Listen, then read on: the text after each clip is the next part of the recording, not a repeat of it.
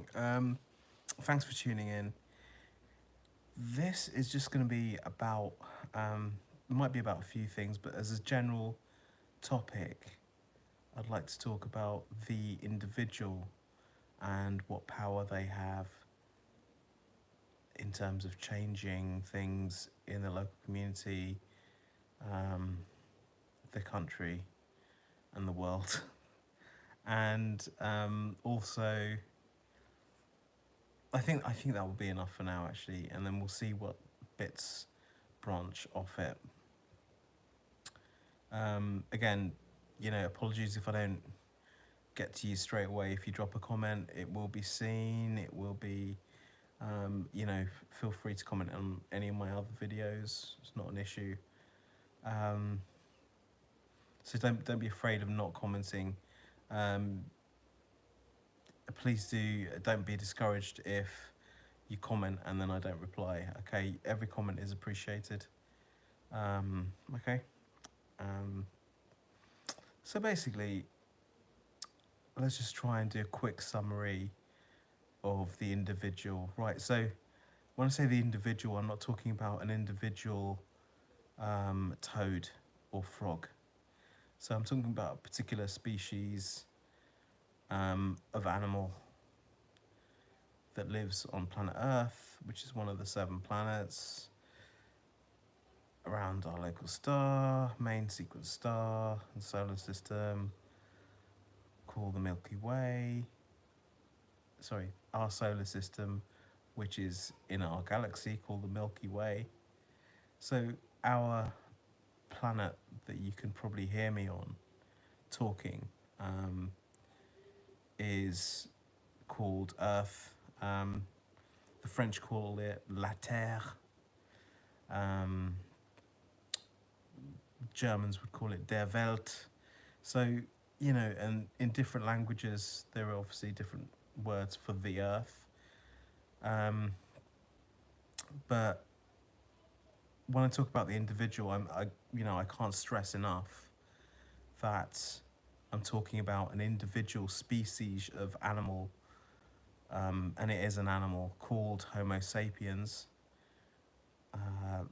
which I believe I'm part of that species. I'm a part of the species of animal that lives on the planet. In English, it's again called the Earth, and I can't stress that enough. And I think it's just we so easily lose, the bigger picture. With day-to-day lives, earning a living, earning a crust, paying the mortgage, taking the kids to school in the morning, daily relationships, keeping up good relationships with friends, family, parents, all these, and of course social media as well. So all these are going to zap away from our time. And I just want to make it absolutely clear when I talk about that individual, who we are and where we might be going. So, like I say, I claim that I'm a Homo sapiens, so I am an animal, essentially, and I'm one of many species of animals that are living on this planet called Earth. I believe that there was, if you understand the concept of bloodline, I do believe that somewhere down the line, there was an animal, a female animal, that gave birth to essentially one of the descendants in my bloodline that was not human. So that female animal was not a human, but gave birth to something that was more human, if you like. So what I'm trying to say is that there is a crossing point, and sometimes when you classify species, it's not entirely distinct, because from one species to another it can be millions of years. But essentially, because these changes happen so so slowly, it's a bit nonsensical to say what I've just said, which is, I'll just repeat it again for the benefit of those who didn't quite get it because of my stuttering, is basically, I believe that there was one point in my past, or sorry, one point in my bloodline's past, that a female animal gave birth to another animal that was human, somewhere in my past. So essentially, I'm claiming that. However, I don't actually agree with it. I think the changes are very gradual. So I don't think it went animal, like, I don't think it went, say, like hominid, hominid, hominid, hominid, and then human, human, human, human. I don't think the change was so, like, overnight. But the classifications, when you're classifying these things, you could get something like hominin or hominid and then into hominin. So essentially, it's a bit more separated when you're classifying things. But when you're actually speaking of what actually happened day to day, you've got one female animal having sex with a male animal and producing offspring, children, or whatever you want to call it, monkey children, whatever. Let's not even talk about fish, okay?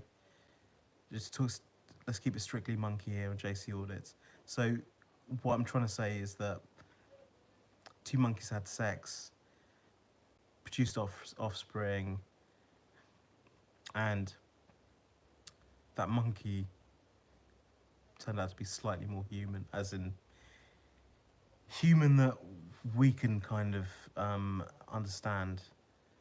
So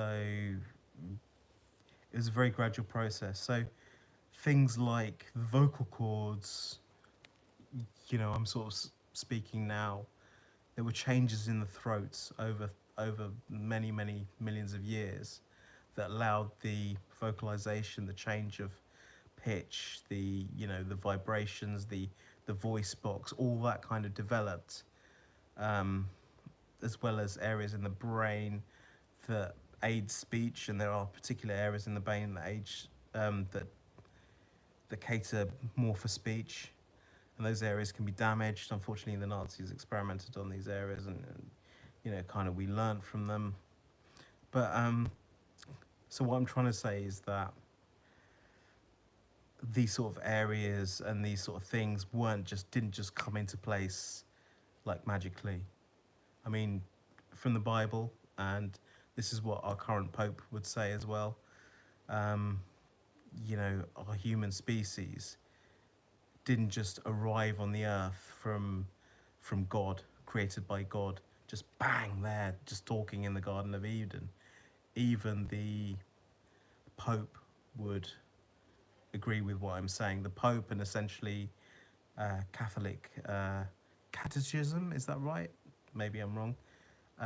Catholic learning would say that evolution exists, evolution happened, and this is an official position of the Catholic Church, and you can check up on that.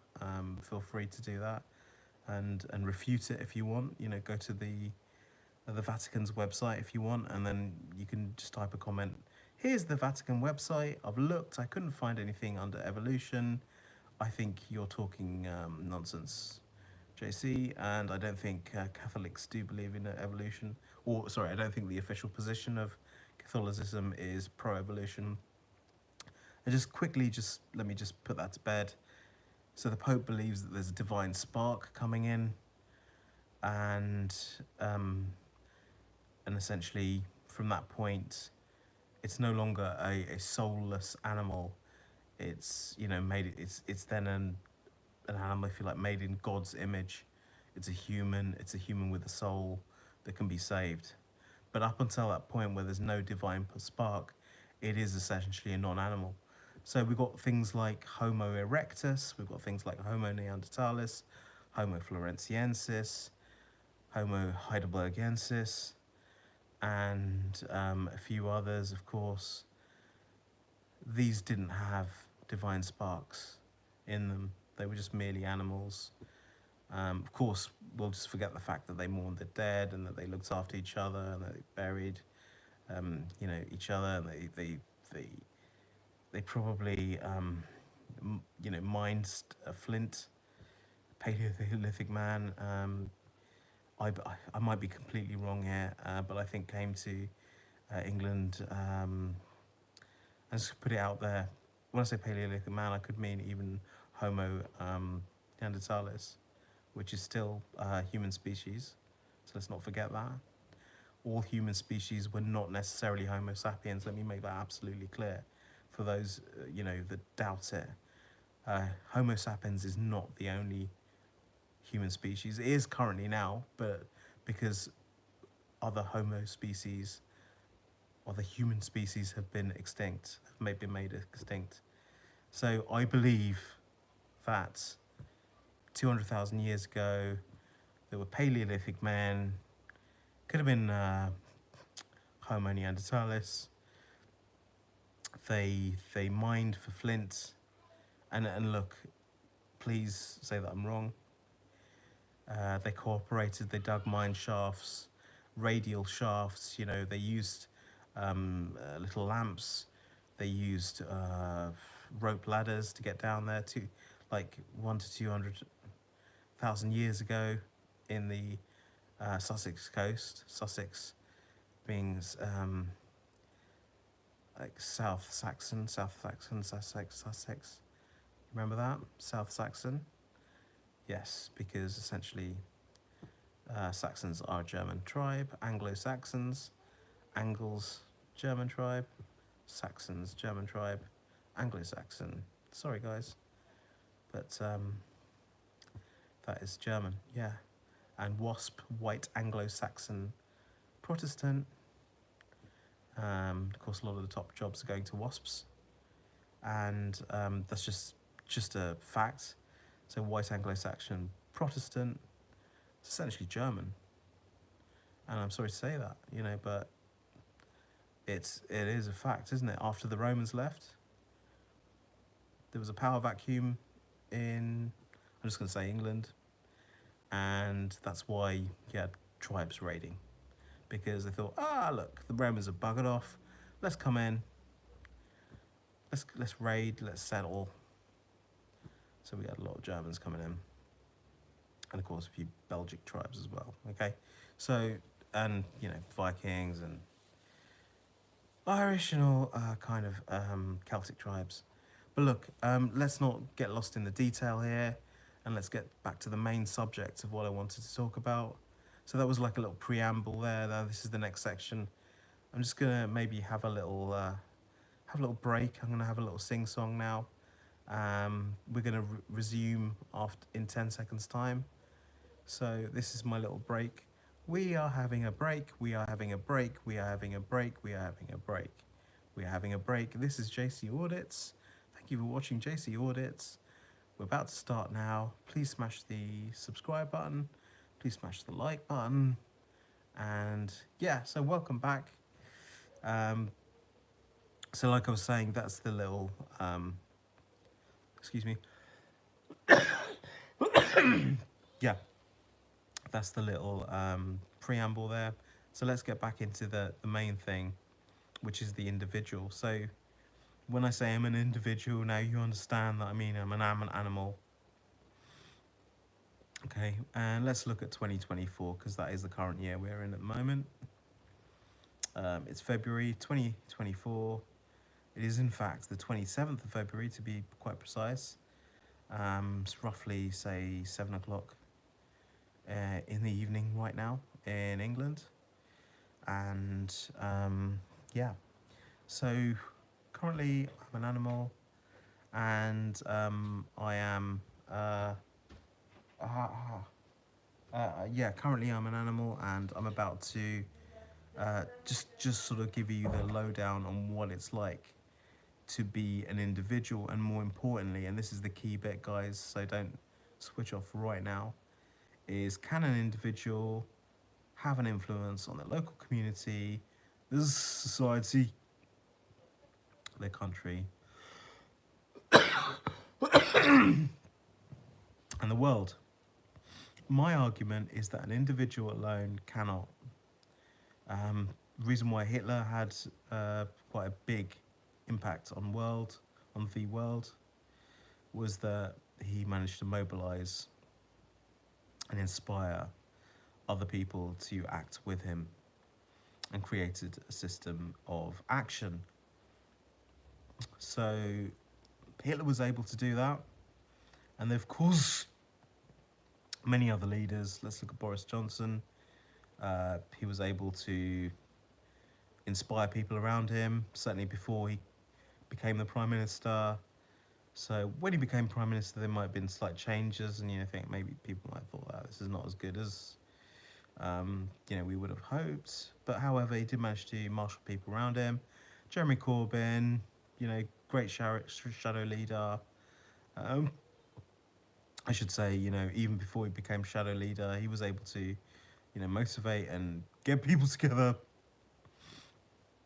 But he ended up, not particularly being able to carry forward and sort of lead the Labour Party into government, and let's leave the anti-Semitic to the side a bit.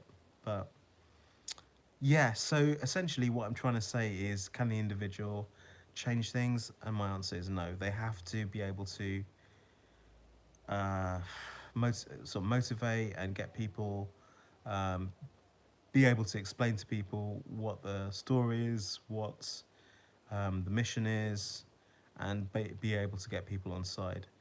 So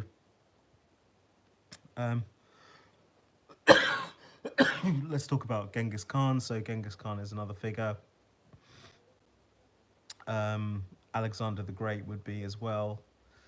And there are various also Muslim figures that were able to conquer vast swathes of land.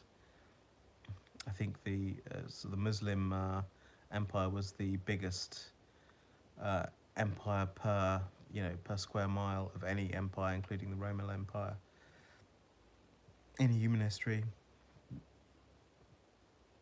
So let's not forget that.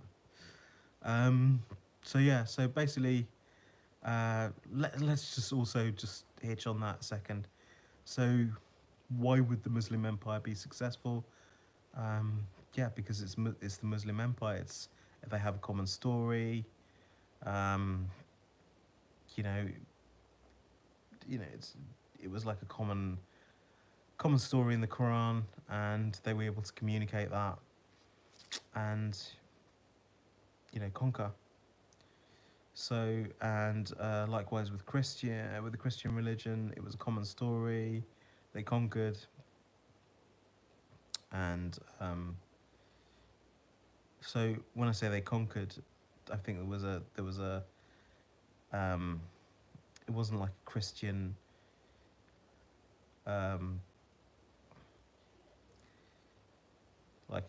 sort of conquering. It was more like a let's take for example the Catholic Church. So Catholic Church could be seen as an extension of the Roman Empire. You get Roman Catholicism. The Romans obviously initially didn't believe in Christianity, but then Constantine converted to Christian religion.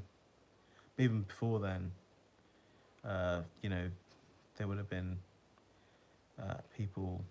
Romans converting anyway. But it was like Constantine was the big one. But yeah, so basically, I think you could argue that Roman Catholicism, wanted influence and tried to control events, and had a whole thing, and obviously then tried to influence events in England, especially there was a lot of pushback regarding that, which is source for constant struggle with Ireland, for example. Catholic Ireland.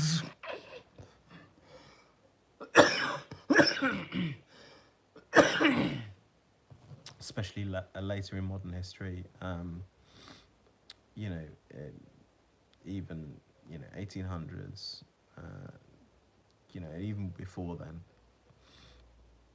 there was struggle and strife. And so basically, Catholics, Protestants, so the Catholics, essentially they answered to Rome, and we've got this very extraordinary figure of Henry VIII, who was a bit of a joker, a bit of a lad, you know, came to be king quite young. I think he had a sporting injury and got, maybe he landed on his back from horse riding, and of course there were no good spinal surgeons then, so he sort of went around with this injury and put on weight. You can kind of feel for him, can't you? And then yeah, got fat and leg ulcers and that kind of thing. But so you might find it hard to be a bit of a babe magnet. However, he's looking for that son. I suppose why I'm talking about Henry VIII is because, essentially it's breaking away from Catholicism. So he's such a critical figure in English history, in the sense that he broke from that overarching control of the Catholic Church, which was, such a story, such a powerful story, and made his own church, essentially Anglicanism. He was able to effect the divorce from Catherine of Aragon, and, shacked up with the very strong character of Anne Boleyn, who wouldn't, have sex with him basically unless they were remarried. So yeah, so these people inspired other people, and he was able to essentially, Henry VIII's fear was that he wouldn't have a son. I suppose what I'm trying to say in my rambling way is that as people, everyday people, who aren't, for example, company directors, who are just, your average worker, or maybe you're self-employed, maybe you're on the tools, maybe you're on the SCAF, maybe you're Sparky, maybe you're in the military. You might feel that there's not much control in your life to influence, like, events, world events or whatever, and you'd probably be right. So if you'd want to do that, then you'd need to marshal the support of other people, create a common cause, motivate, inspire, all that kind of thing. That's where I'm going to end it, lads. Sorry, it's a bit of an anticlimax, but please, please, please, please, please drop a comment. All your comments are welcome if you've put up with me, even for 10 seconds. Just literally pen me some abuse, drop a line, just say something, don't not say anything. Obviously, I know some of you are dying to comment, but you don't want to lose your anonymity. I just say subscribe if you haven't already. Alright, it's JC signing out. All your comments will be read. Don't worry if I haven't said hello. JC out.